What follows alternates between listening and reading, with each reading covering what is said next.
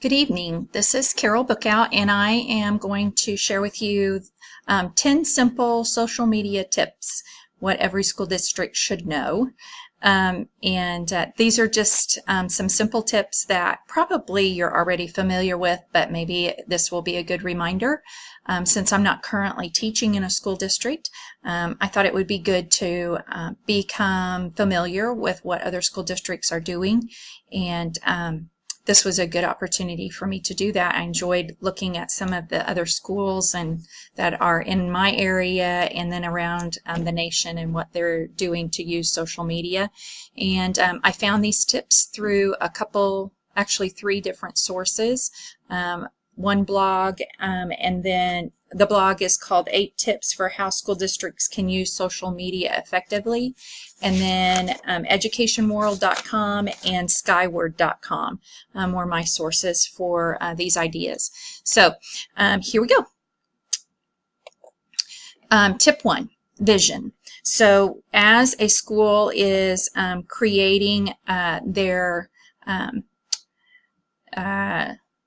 ideas for social media, it's important that school districts maintain their vision and their values through all of their social media posts. So that's number 1, most important. And also with that is to develop a brand, and that would include maybe a photo or a picture of the mascot or something like that, plus hashtags and things that they can use consistently throughout. And I have just a quick example of that with the Bolivar High School here in Bolivar, where my kids go to school. There's the Bolivar Liberator mascot, and then there's also, that's on Twitter, and then also on Facebook you see the same Bolivar Liberator mascot on their Facebook page.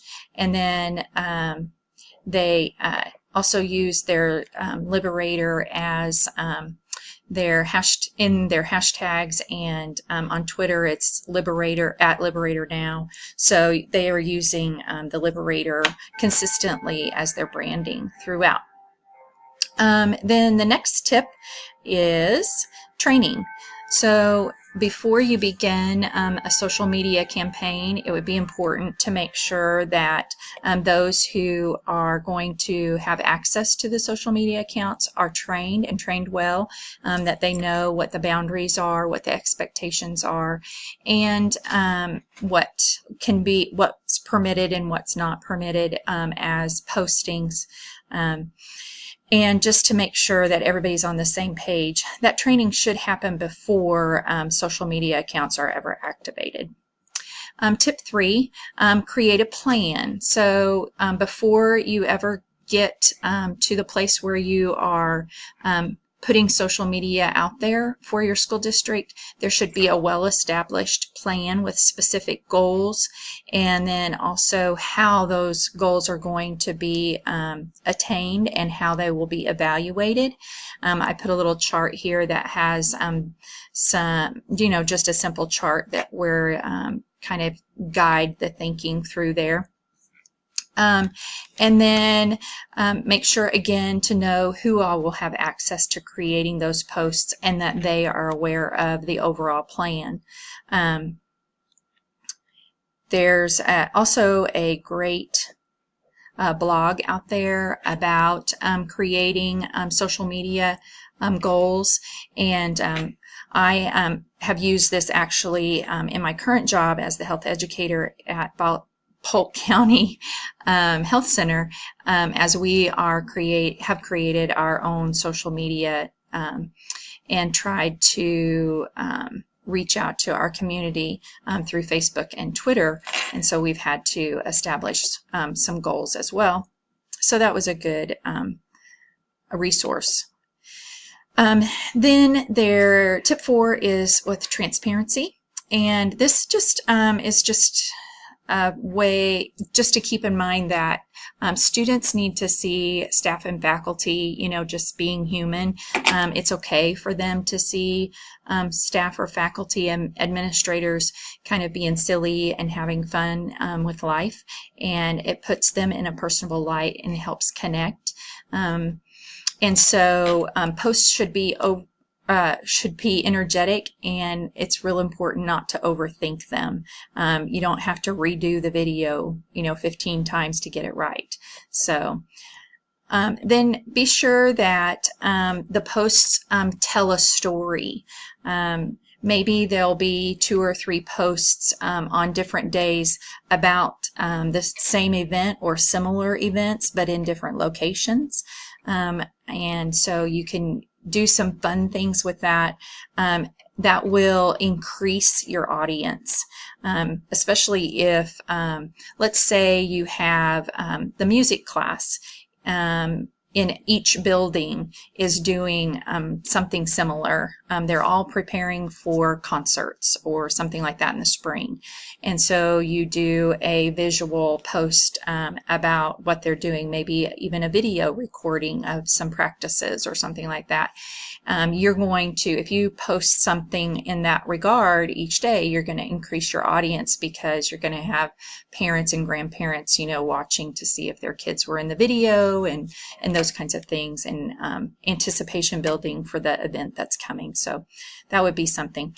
And then just being aware of what's popular at the time. This blog here, 8 social media accounts to learn from, is a great resource as well. But I think you'll all remember that time whenever there were these challenges where people were frozen, and so this school did that, and this was just something that the school put out there on Instagram, and they had they now have I think it's 3,000 followers, because they do timely posts like this, and it's just fun, it's just interesting kind of thing there.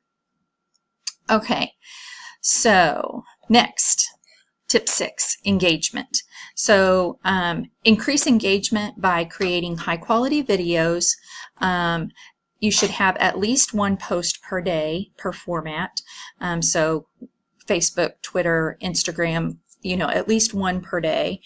And then also be sure to respond to comments, although comments you don't have to reply to every comment. And if in my position, I even have the ability to hide comments if they seem to be either they have explicitives in it, or they seem to be antagonistic against someone. I have that discretion available to me, that I can hide those comments. But it's also a good opportunity to allow other parents to comment, to answer questions that community members or fellow parents would have, and create some community, some engagement that way as well. There's a school in Minnesota that does a fantastic job with their videos and things like that, and they try to post, well, they do post every day different videos, and they had you can see here, they just have lots and lots of videos, and they're very well done, and they have different formats at different times. They have people who are performing. This one showcases a student. They have videos done by the principal, videos done by teachers, videos done by students. So there are variations in it all. So that's a great example there. All right, so tip number 7, podcasts. Podcasts are a great way, I'm sure you guys already use them, to introduce faculty and staff on social media. It also creates an atmosphere of school pride. Podcasts most effective podcasts are personal. And for the sake of time, I'm not going to show you the examples I have there, but be creative with your posts. Don't take life too seriously. Feel free to use memes, inspirational messages, just pretty photos to post. It doesn't have to be something with deep, strong content every time. Sometimes it could just be something fun to look at. And then tip 9, create 1 post per day. Post visual media once per day if you can, and remember, a picture is worth 1,000 words. 1,000 words. So, and then the last tip, videos, is in regards to videos. Posting new videos every 1 to 2 days. I know I just said, post a video every day. Well, let's be real. Sometimes that's not going to happen. So every 1 to 2 days is great. Include videos from all buildings in the districts. Clubs, activities, sports, try to get a good variety out there. And again, it doesn't have to be a video of something major. It can just be a video of a regular day in a classroom, or the football players out on the football field, practicing for that Friday night's game. And it doesn't have to be long. In fact, the shorter the better, really. No more than 2 minutes.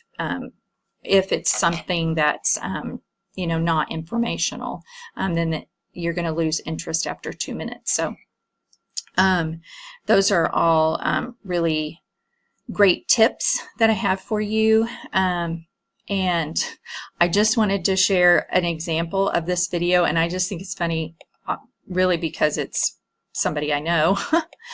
But this is the principal at Pleasant Hope Elementary. And so, see, sometimes it can just be some fun video. He's actually doing it, videoing himself as he is getting ice creamed, and to support a reading program that they have there at their elementary school.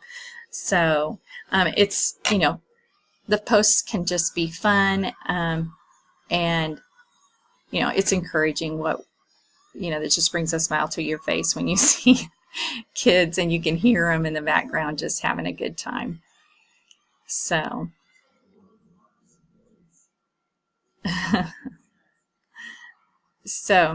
okay. I'm going to try to, there we go. All right. So those are the 10 tips. And hopefully I gave you some ideas, or reminded you of something that you might be able to do. If you want to have my resources, I'll be happy to share those with you in my comments, and feel free to ask. Or if you want any of those links that I had that I wasn't able to share with you, I'll be happy to share those as well. And I hope you all have a pleasant evening, and I think that's about it.